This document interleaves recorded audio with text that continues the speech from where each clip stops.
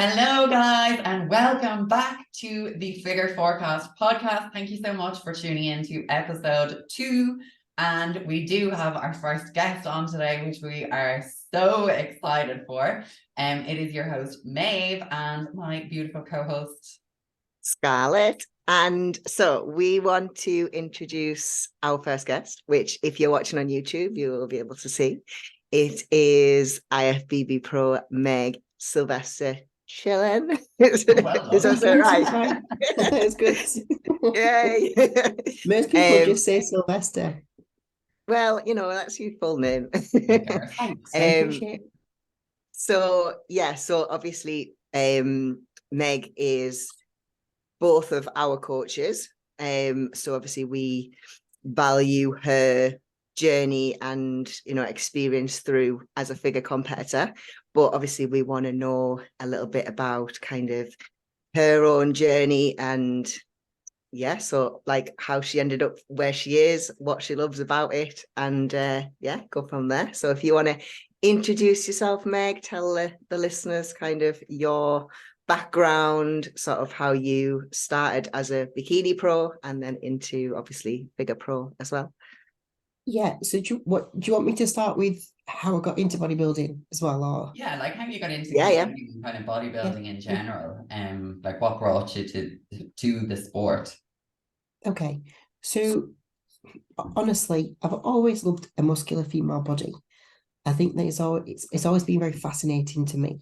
I was never that bothered about being really skinny, if that makes sense. You skipped that phase. Yeah, but I never wanted to be massive. That wasn't the girl initially. But I always liked muscle. And I'm not massive. I'm not saying that I'm massive, but I'm just saying I'm really not. Like if you go next to someone that's like a women's physique competitor or a women's bodybuilding competitor, we're so different in figure. I think that it's a nice balance. Maybe some people from the outside might not agree, but I've always had that real love for a muscular body or an athletic body, could we say. So when I was diving, I obviously loved that. That came to an end because of a poorly shoulder, and I ended up in the gym, and a guy who literally ran the gym, because it was just a really local tiny little gym that I went to when I was at university in Plymouth, literally said to me, "Oh, you should try bodybuilding." And literally I didn't do an off season. I just went straight into doing a competition in 2016, which I don't suggest for anyone to ever do that. And that's basically where the love for it started. I just fell in love with it straight away, even though maybe perhaps my per show wasn't the best, because I was so hungry, because literally for 12 weeks I ate dust and did so much cardio. But I loved it, and I enjoyed being on stage, which is obviously a big part of competing. So that's where it all started. Obviously, my really close friend, Ria, who also does Maeve's posing, we obviously have been friends since we were like 13, 14, and we both started at the same time in bodybuilding. So I think having that person also to speak to and enjoy that process with, I think that probably stemmed the enjoyment a little bit more. Because I think sometimes when it's just you, I think lots of people just are like, oh, because no one else is doing it around me, I'm probably just going to do one competition and not do it again. Whereas if you've got that little environment, which I think that's what we try to build with our coaching, build that little unit and community that you've got, like me and Maria had that between us, and then there was a few more bodybuilders at the gym. I think that's why my love really came from. And I actually wanted to do figure. One of my second show was actually turned figure in NABA. So I've always wanted to do figure. But the guy who was coaching me at the time told me that I would probably be best suited for bikini. And this isn't the guy that ran the gym. This was the person who helped me then with my other competitions after that. So I just decided to stay within bikini, and was lucky enough to win my pro card. Well, I say lucky. It was a strange year. I think the year that I won my pro card, I broke my foot in a really big car accident, and didn't walk for, I think it was like 12 weeks. So I was still going to the gym, doing like as much as what I could do. And then obviously won my pro card at the end of the year. I actually competed against a fantastic bikini competitor, and she'll actually finish competing now, which is really sad. She's amazing. She's called Beatrice. Can't pronounce her last name. She's from Portugal. She went on to win her pro card and then qualify for the Olympia that year anyway. She was absolutely phenomenal. But yeah, after that season finished and I did my first bikini pro show, the night that I won my pro card, I obviously said to Cuba, I don't want to do bikini. Did you have did you have like a off season of bikini, or did you literally qualify and compete? Until I moved to figure, I never really did an off season. I didn't do an off season before my first show. My next show after that, I had my boobs done. I then had 6 weeks, and then I went into my next what's it called? Sure. Competition. Then I finished that year. So this was 2017. I then finished at the end of the year. I'd literally been on prep from January all the way to October.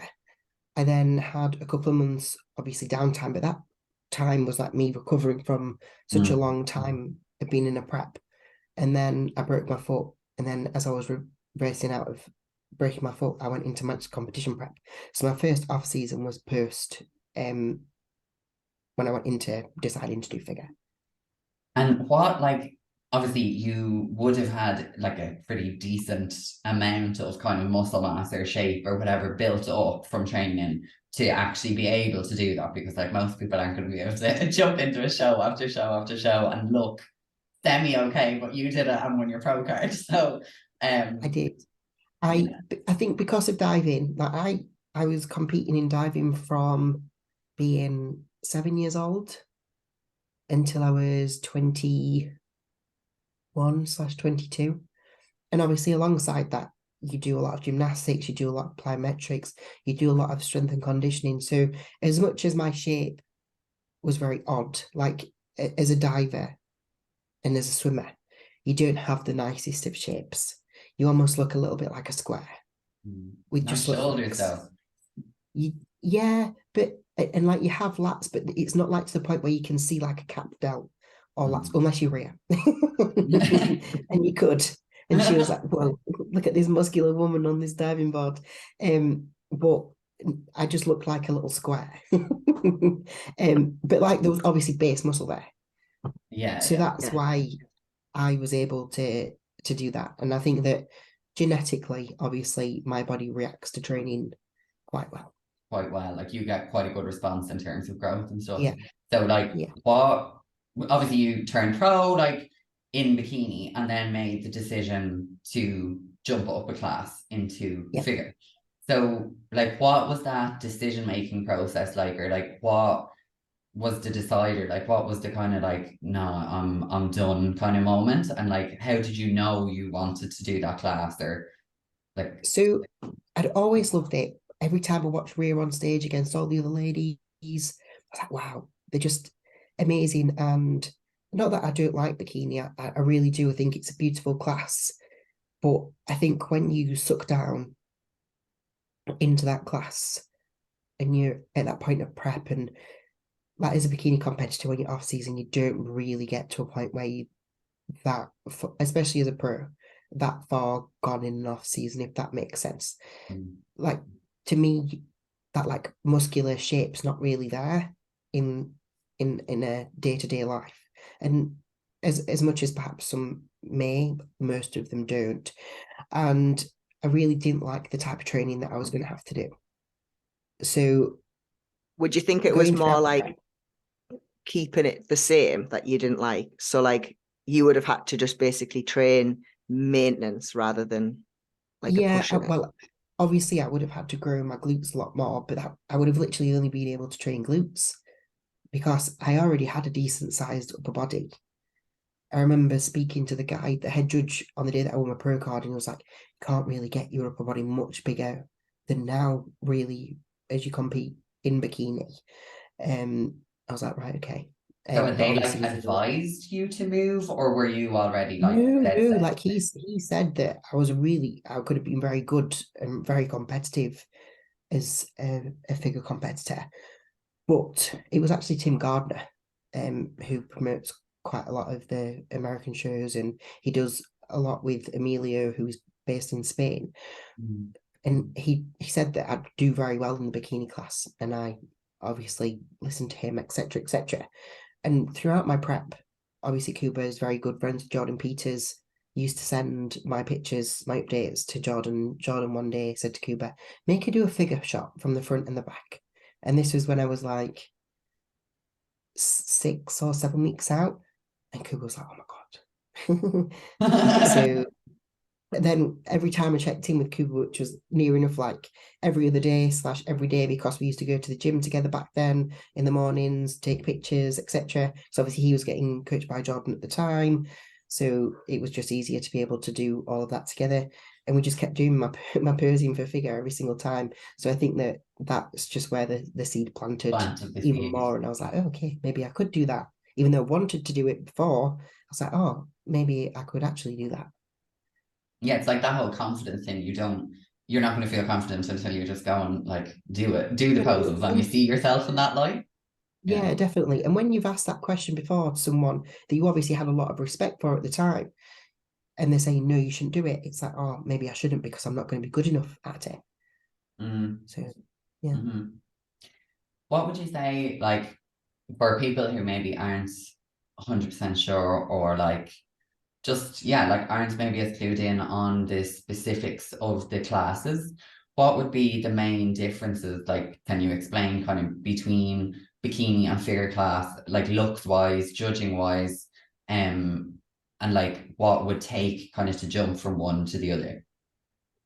So if we take you, for example, obviously you came to me as a bikini competitor and you obviously wanted to do figure.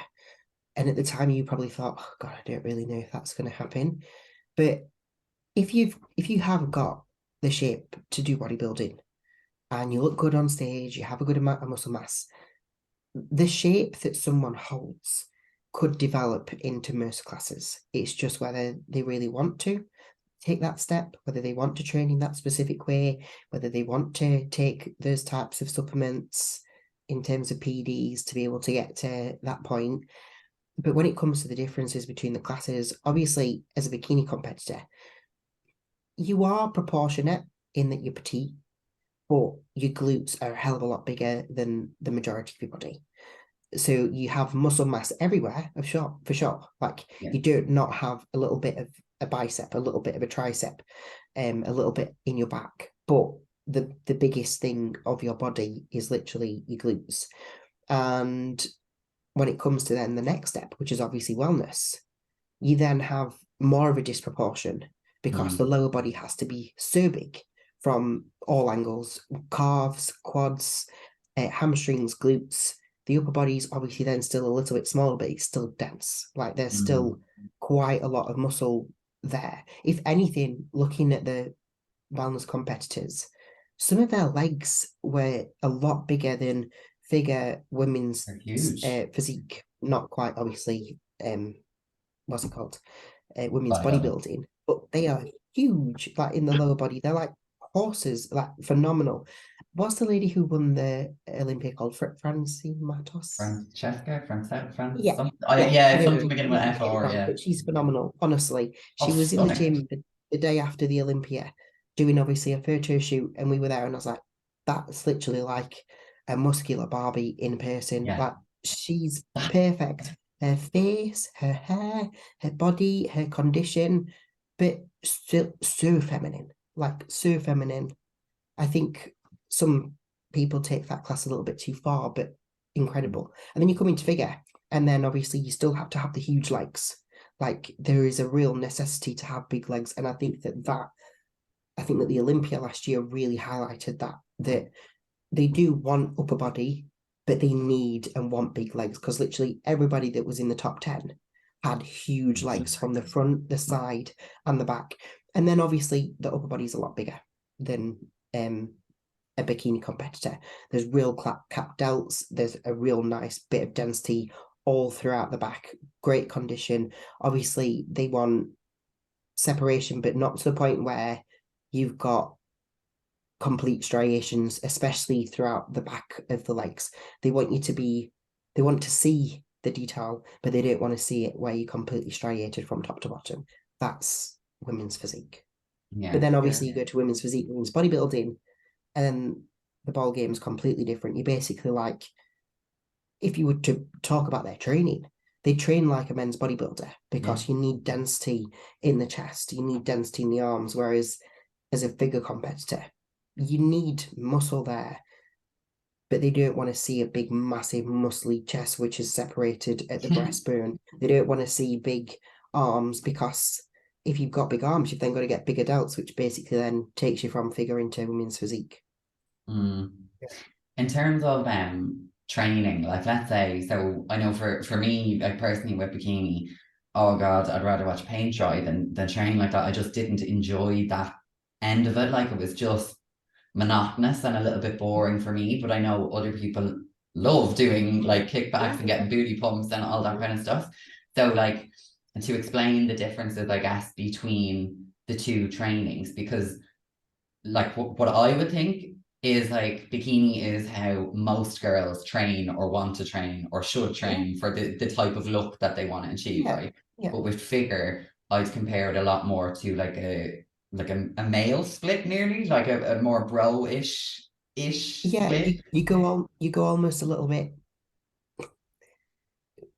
I'm not going to go bodybuilding because obviously you don't want big arms, but it almost is minus the arms and a lot of the chest volume, and you can obviously train really intense, really hard. Not saying that you can't as a bikini competitor, but when you get to a certain level of musculature, you can't really. You've got to take a step back from being able to do that, and it becomes more pump work, fluffy work, etc., because you've got to that point and you've just got to maintain that physique. Yeah, so I think that was one of the ones, like, because with bikini, obviously you're not aiming for a big wide or very dense back or anything, and like your hair is over it anyway. So like that was one of the things that I was like, oh, I really want to grow that and like be able to kind of highlight it and stuff. So yeah, I think the training end of things, you can really like push harder when it comes to a figure, right? Like versus definitely. And I think that if you do have a love for training, well, no, I can't really say that, because someone who's a bikini competitor could have a real love for training, but just a real love for training like that. So I have a lot of clients that are obviously bikini competitors, and they love training the way that they do. They love not being able to do certain things and pushing it in a way because it's the love for their class that they have. And I think that it depends on also, when you obviously come up throughout bodybuilding, which class and what preferred look do you prefer? Because most bikini competitors don't really like the way that figure competitors look, especially in the off season, because it's not pretty in the off season. When you get past that point of being a bikini competitor, an off season for the rest of us is not pretty. You have got fat on the body. You are a little bit more like a baby rhinoceros when you're walking around. It's totally true. But some people don't like that, which is fine, which is then those types of classes probably aren't going to be for them. Do you feel like that kind of like being able to get into that place to push that muscle mass is probably what will hold some people back, because they don't actually want to go to that area? Do you know what I mean? In terms of, yeah, definitely, which is obviously not a negative thing, because some people don't want that, and they don't want to look that way, and they don't want to push for it, even if their body could potentially be incredible in that sense. They just don't want to do that, and they probably don't want to go down the route of PEDs, which is obviously very different from being a bikini competitor to other competitors. I'm not saying that bikini competitors don't go down that route, which is, especially now, like 99% of bikini competitors will do that. Obviously, there is that 1% or maybe a little bit more that don't, but the majority of them do. But it is slightly different to obviously when you are in a wellness division, a figure division, women's physique, women's bodybuilding. Food-wise, my favorite topic. Especially definitely at the moment, all I want to talk about is food. What would you say, like, because like for me personally, my calories were the highest I'd ever had them before when I was doing bikini and stuff was about 2,400. And then when we pushed the last push, we got up to 3,500 and like 500 grams of carbs. All my dreams came true. But like, would you say, yeah, I can't wait to get back there. Baby rhino time. But like, what would be a typical kind of difference, would you say, like versus with the people you coach? Because obviously you work with a lot of bikini, you work with a lot of figure. Like, is there generally a rule that you're going to have to like push more food, or is that just very person dependent? Yeah, it is person dependent, obviously. But on a general rule of thumb, in an off season, I mean, let's talk about it from an amateur perspective instead of from a professional perspective. Because if you take a Bikini Pro, for example, they don't really need to do an off season where they bring their foods up really high. If anything, it's probably going to be better for them just to sit on the verge of being a little bit leaner. That's why they can compete more frequently. They generally can just maintain that look and they don't have to do too much of pushing up, coming down, etc. Which is probably the reason why a lot of them, or some of them, don't tend to go down the route of having to utilize a lot of fat burning products at times compared to other classes. But they can literally sit where they are and be happy and maintain it around 2,500 calories and then bring it down a little bit, or some of them maybe a little bit more, a little bit less. But when you come to someone who is an amateur bikini competitor who's trying to put on the muscle mass, they are going to have to go through a couple of off seasons where they do get a little bit sloppy to build the muscle mass that they want to, but then they will be able to obviously maintain that. But then again, that off season push compared to someone who's trying to put on as muscle mass as what you are, both of you, for your classes, is very different. Like, I don't tend to find many amateur bikini competitors that go, this is on a general rule of thumb again, there might be exceptions to the rule, that go above much of kind of 3,000, maybe a little bit more, and then some a little bit less. But then obviously you go to a figure competitor and it's more, depending on that person, just because the need for mass is more, and the biggest source of fuel and push to being able to obviously put on the mass is the food. Like, it's nothing else. Like, you can't be on assistance year round unless you want to turn into a man, and you've got to spend quite a bit of your time in off season off, because when you do go into competition prep, they need to be on for a little bit longer. Is more, I actually had a really good conversation with a very well-known women's bodybuilding competitor a couple of weeks ago around female HRT. Obviously, because I've had to utilize it due to the fact that my test levels were literally completely through the floor. They were way below what's it called? Baseline. Average, yeah, baseline. Couldn't get my words out. So that's why I had to utilize something like that. If I'd not needed to, then epic. But I was actually having a conversation with her and I was expecting her to, especially being at that level, being of that class, having to perhaps, like a male bodybuilder does, almost cruise a little and stay on something year round, etc. But her and a lot of them are completely off in their off season. Obviously, most of them, especially when they're top level pros, compete every single year, so they do a longer kind of cycle throughout their prep. But for the whole of their off season, completely off.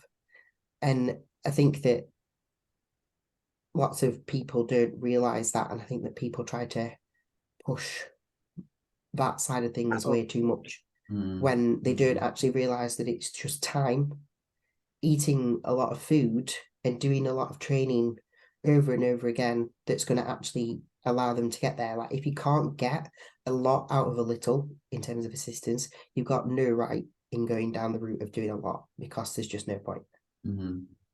For sure. And like with the time thing, let's say for people who are considering making the jump, like from bikini to figure, and that's, you know, the look they want to go for, but they're very much so a bikini size and shape and stuff like as of now. Is there a specific like time frame or minimum kind of time you'd say, right, you need to spend that in a build phase before you even contemplate kind of prepping for a figure show? I know it's obviously going to be person dependent again, but like, you know, would you say like do not spend under a year kind of building before you do it, or? I'd definitely say spend a good 12 months in off season, and your reverse and recovery from a per show setting is not an off season. And if that means that you're recovering in regards to things like getting your cycle back, getting your health markers back into a good place, get your energy back, getting the kind of want and need to train back, because we know that kind of that dip per show that can happen for certain people. Depends on how long obviously that gets back into a good place. Then post that is your off season. So I would say to anybody who's trying to change classes, unless there's someone that's literally ridiculously massive and they could potentially have stepped foot onto a figure stage as a bikini competitor because they were that big, then obviously they probably won't need to take as long off as that. But for the most part, for most people who want to really build that muscle mass, a good year, if not a little bit more, will obviously help to build that. Definitely. It's like it's took me 2018 was when I finished my bikini career. And obviously I didn't then get the chance to go back into an amateur figure ranks. I had to go straight into pro. It's taken me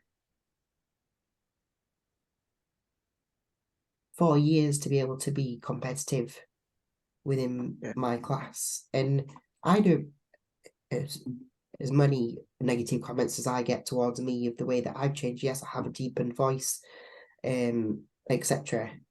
But when it comes to assistance, I really don't push it hard. I know bikini competitors that take more assistance than what I do, but I have got a deepened voice. My voice didn't change straight away. It's been progressively over time that's happened. And unfortunately, if you're a bodybuilder and you choose to go down that route as an assisted competitor, that is going to happen over time. But it takes time to be able to get the muscle mass that you want. And that's what I wanted to say. I'm sorry. That's what I wanted to go on. Link in with that. That's what I wanted to like link in with that as well, is like obviously the transition from you kind of starting as a figure competitor, like obviously from swapping classes to where you are now. Like how is like the how have you dealt with like them negative comments or judgment that's come through with that? Because obviously I know as you get better as an athlete and like progress, you're always going to have more negativity anyway, because that's just seems to be the way that the world works. But how have you like funny. How have you got with that? It's funny because regardless of what you do, someone's always going to say something negative. It's like if I go back to, so I only started taking assistance the last 6 weeks of my competition prep for my bikini days. So I'd never taken assistance in an off season, apart obviously from then because I've not really off seasoned. And it was only the last 6 weeks leading up to winning my pro card that I actually took assistance. So my first batch of assistance of like in an off season was obviously in my off season for my figure shows. So I mean, I had negative comments when I first started figure of, oh, she's too small. And I remember doing my first figure shows and people like, she's too small, she's not good enough figure, I don't know why she's wasting her time, etc., etc. And that was from like figure pros within the UK or other figure competitors. And that's quite funny. I'll come on to that a little bit later. You do. We love the gas. and obviously that's quite hard to deal with because it's like, oh, I'm not good enough, etc., etc. But obviously I have a really good team around me because a lot of my friends aren't bodybuilders, and I've known them since I was a competitor in diving, and things were very political then as well. It's like people would always say negative things about people who would win a competition and then get chosen to go to, obviously, big competitions. I was very young when I was diving and doing really well, and lots of the older people also didn't like that and said very negative comments around the fact that I was getting chosen to do competitions that people much older than me should have been doing, which I obviously did really well in them, so then they could obviously swallow their own words. But I think when it comes to that, mental resilience is a massive part of it, because now that I am someone who has a good amount of muscle mass, obviously still needs to be bigger to be able to be extra competitive in the figure ranks. Like, I'm not deluded into thinking that I'm at that point that I'm perfect for the class. I still need to be a lot bigger, even if perhaps certain people don't think that I do. Like, I really do, especially through the back of me. And now obviously I get the remarks of, oh, she's too big, she's a man, she looks transgender, I mean, if you go through my all my reels, I had the a comments war with someone in your comments. yeah, they're horrendous. But you know, if it Because is what it people is, can and be people are, mean, like yeah, but mean, people, and like these are people who they'd never say it to your fucking face. Like they'd never come up and say, "This stay to you," like, "What are you doing?" But like keyboard warriors.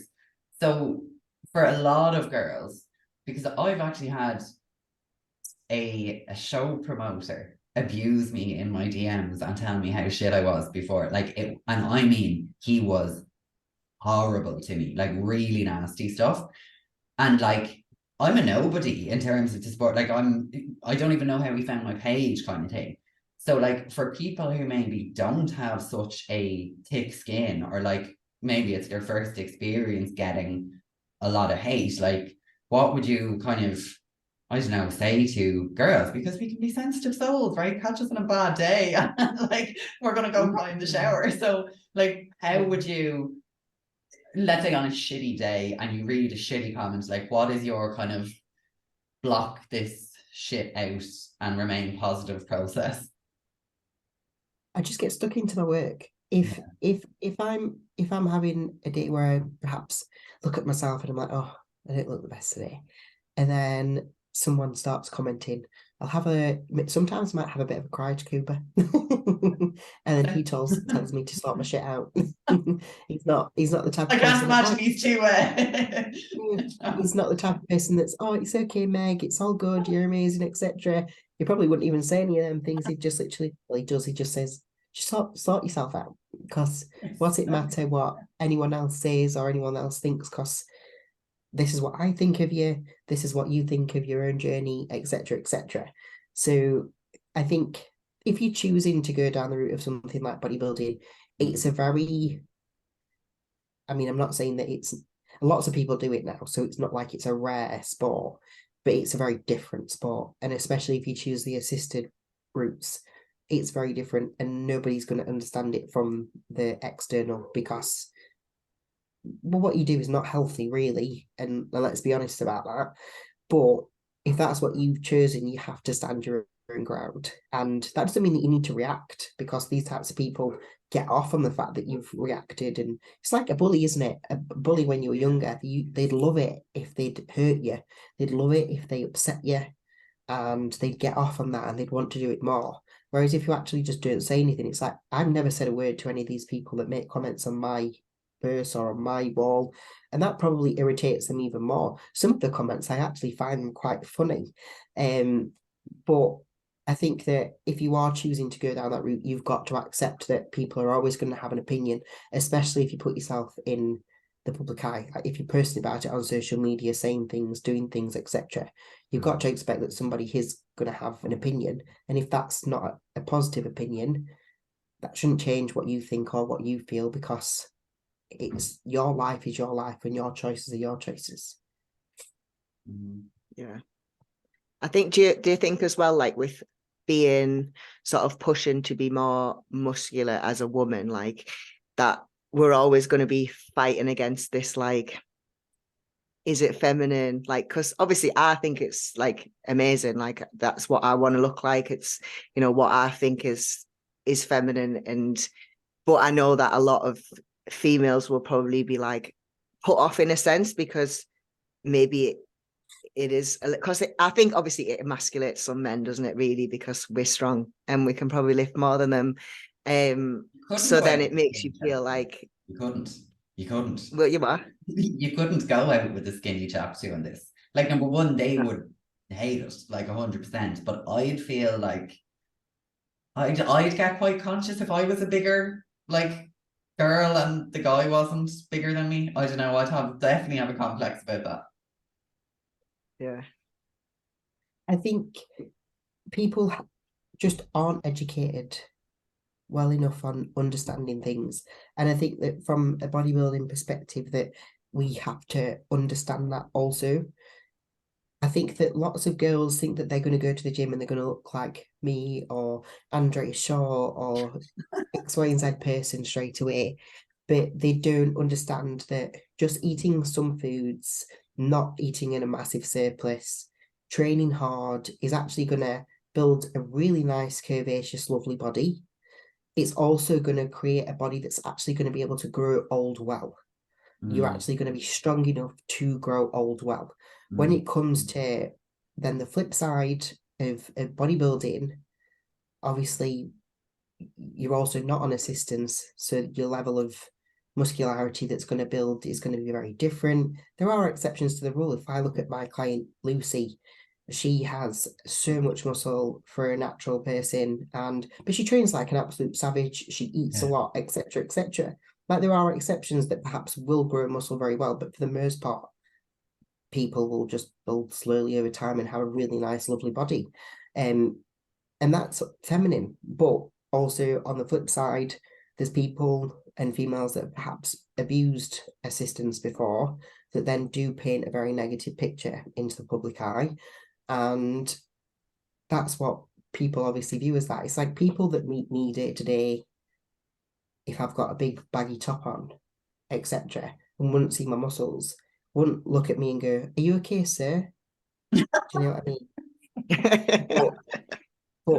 But they're the types of comments that I get. It's like, "Yeah, good one, sir," or he's really good at explaining certain things. But if someone was actually to see me, and even if I've got like a dress on, no one's ever mistaken me for anything apart from the fact that I get more looks because I've got a muscular body, which is fine. Like, if people want to have a negative opinion, fantastic. If people want to have a positive opinion, fantastic. But from getting annoyed, like, we've just got to understand that people don't understand, and that is also okay. And they also are that ignorant that they don't want to be educated on it either. So they can have their opinions, we can have ours, and that's okay. Yeah, I think you hit the nail on the head. With like the kind of negativity side of things, I think that definitely holds a lot of people back from going for it. Like, if maybe they want to start competing, or maybe they are competing and they do want to move up to it, like a bigger class and a more muscular class, because that's what, like, they see that. I remember, like, for me, my like moment that I was like, yeah, nail in the coffin, that is exactly what I want to look like. I was sitting at the Arnold's the last time I competed in bikini in Australia, and I sat there in the audience and I was just like, jaw on the floor.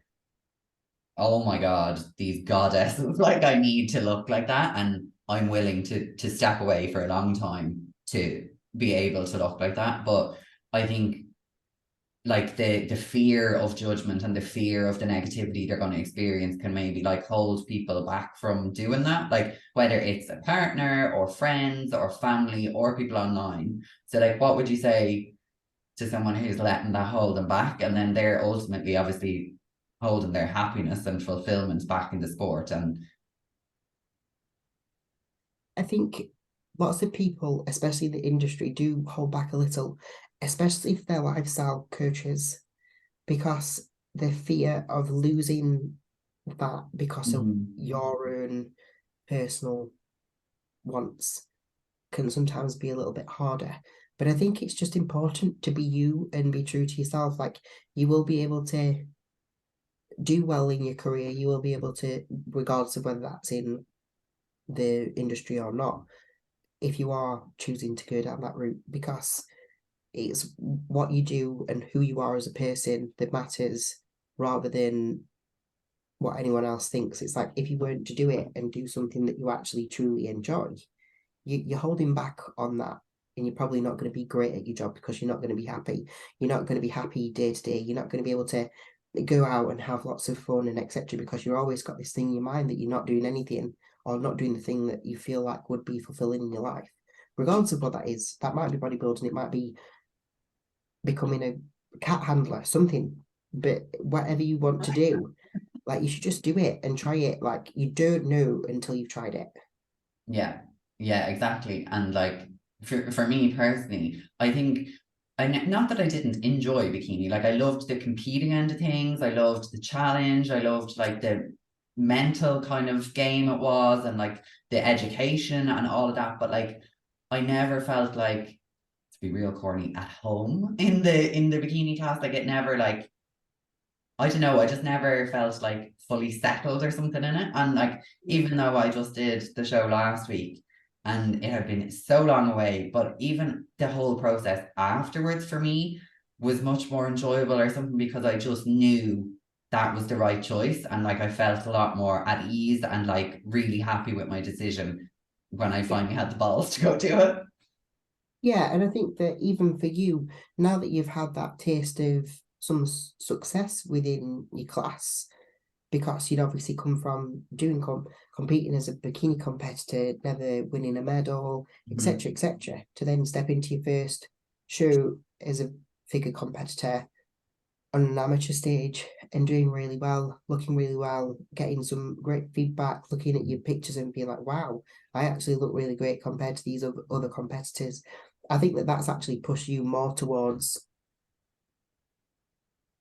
seeing how great you could be, Yeah. and also putting your own journey out a little bit more, because you used to be a little 100%. bit more holding back on the fact that you do figure, and it was a little bit more around your lifestyle stuff. That's not going to hit anything with your clients, because you're still going to provide a service that's incredible, but Yeah. you're actually able to be you a little bit more, which I think's nice to see.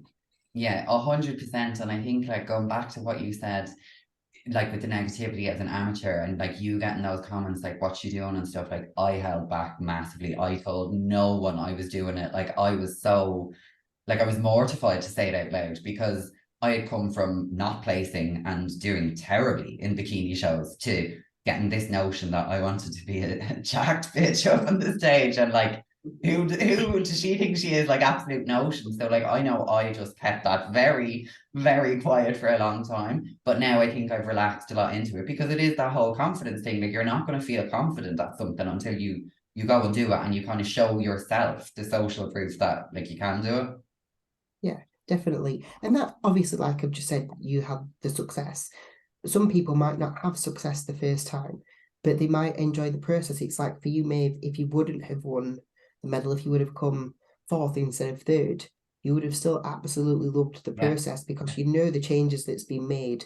You know, when you stood on stage, that the amount of condition that you had was great for your class, etc., etc. Like, there were so many wins to take away from it. Whereas if you don't go through that process of, even if you get a great success from a bikini class, I think if you just don't feel committed to that process because you don't enjoy it, I think that it's hard to find the wins. Oh, 100%. And like, one question I think that comes up when you were saying like people don't get it and don't get the sport, and like, you know, they'll, e.g. like your friends, your family, like, they're obviously trying to be lovely and they're like, you're gonna do so well, like, you know, this, that, and the other, and you're like, yeah, just please don't say that. But like, they obviously, they don't know, because like they see you looking phenomenal, like compared to what you used to, and like, I know I look very different than how I did 10 years ago, but yeah, I think it's just that whole thing of I lost my trail of thought. I'm not even gonna lie. There's a first for the podcast. That's Prep brain, that's and it's quite after 6. that's quite similar to like obviously people not getting it, because if I think like when I did the first timers show and then obviously then went and did the pro qualifier, and I remember like my mum saying like, well, how come you come last when you come first at the last one? I was like, totally different competition, like totally different. And that, like, It because is. obviously I looked, in her eyes, I looked better, so it was like, yeah, but You did. You looked better. It's That was just it. it's That was just it. different kettle of yeah, fish. yeah. The So who would you say inspires you? Like, who would you say is like in constant, like always has inspired you to push more to within yeah, was your there a certain training? competitor, or was it a coach, or like was it like maybe it wasn't someone in bodybuilding, maybe it was a mindset person, or like I've always had. I don't. This sounds really bad. I don't really have a lot of competitors that really inspire me. Per se, like someone's physique doesn't inspire me, if that makes sense. I wouldn't have like someone on my front screen of my in your phone fridge. to look at them and be like, oh, that brings me so much passion for my session. Like I can't ever look like anyone else. So that doesn't inspire me, if that makes sense. People and how they are really inspire me. So a big one from competing, well, bodybuilding per se, Corinne, obviously Jordan Peters' other half, she's massive inspiration for me, just for the way that she is as a person, the amount of dedication that she puts into everything, the way in which she's so resilient and just okay with the monotonous, whether that be trying to build a business, whether that be anything that she's ever done. She just motivates me with the way that she is, and I'm very lucky to call her a friend. And then my parents are a big inspiration to me because they're just so hardworking, regardless of whether they feel poorly, regardless of how they're feeling mentally, etc. They still just plod on. So they're just a massive inspiration to me. So yeah, I've had some people along the way that have obviously given lots to my journey. So like Cooper's a massive influence on my journey. I wouldn't be where I am today if it wasn't for Cooper, from a coaching aspect, from giving me knowledge, etc., etc. The way that he is day to day is very motivating to me because obviously he puts everything into his journey, not a kind of button is missed, etc., etc. So he's also someone who's a massive inspiration.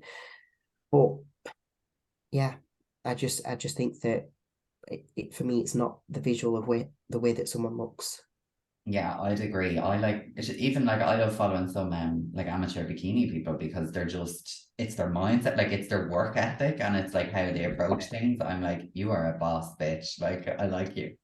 Yeah. Yeah.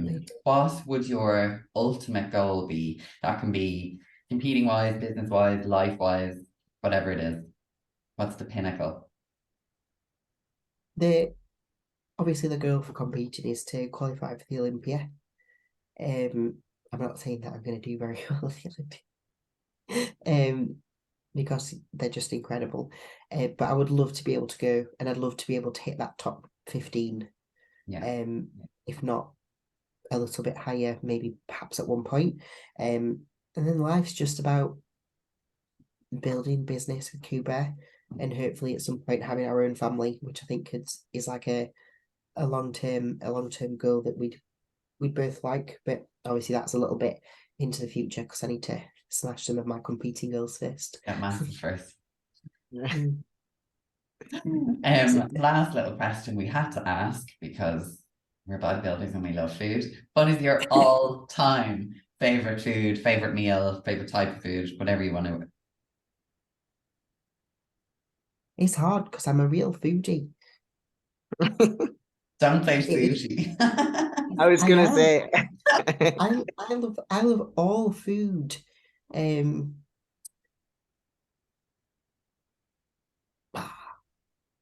You can say sushi.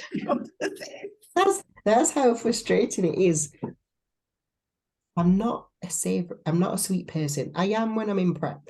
I'm a Mm. big sweet person. I think Yeah. everybody has that craving for sweet things. But when I'm in an off season and when I'm like normal Meg, I definitely prefer savory things. I like paella. Oh, yes, That's love something that seafood. I could eat it all the time, but it has Yeah. to be A proper one. a good real paella, not like Yeah. I don't know, one that's made in the Proper UK. big iron cast pan. Yeah, Yeah. yeah. Defo. We're I would expecting a I would say recipe that, soon. yeah.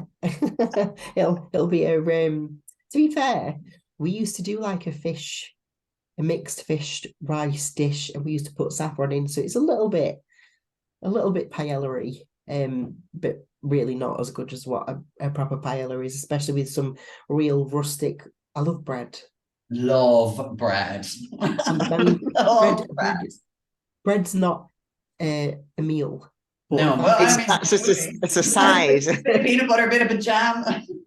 yeah, I mean, I love bread, and that's a real staple in my diet as well. I think that's one thing, like with diets and stuff, you don't have to just eat things because you think that you've got to. It's like you don't have to have rice for every meal. I have bread twice a day, Yeah. and it's never Yeah. held me back. And like So when I first joined you, I was like, say goodbye to food, like say goodbye to enjoyment. I'm getting nothing. And then I got a meal plan and I had like bagels, cocoa puffs, and I was like, oh, do this. Yeah. Okay, sure. I think the only downside to that though is like being able to stop yourself from eating the whole loaf. So like obviously when I start to get a little bit hungrier, I'll be taking all the bread out of my meals just for safety. that'll just be it'll just be the rice. Yeah. Yeah, okay. Rice and cream of Counting rice. down the days, lads. I'm counting I down think the with fucking bread, days. the worse it tastes, the less you don't want to eat it. So sometimes I don't make as much effort in my prep as I do in my off season. Oh, 100%. I'd be banging out the recipes in off season. Love the kitchen. Now I'm like, oh. We'll wait for off season Maeve to come back. Oh, they're coming. They are coming in hot. Can't wait. I'll be baking bread every single week. I think that is all we have time for. We don't want to take up any more of your day, but just a massive, massive thank you for being our first guest. Obviously, you were the obvious choice, because you're not only our coach, but someone that I personally have looked up to for a long time and respect a lot within the industry. So genuinely, big thank you for coming on and for being our first guest and for taking the time. Do you want to let everybody know where to find you if they want to reach out? If you want to talk to me. If you want to talk to me at like Instagram, YouTube. If you want to talk to me, you can message me on Instagram. That's definitely probably the best place, or there's the email link in Instagram. And then yeah, me and Cooper post quite often on YouTube and stuff, and on Instagram as well. So if you want information things around all things bodybuilding, hit that up.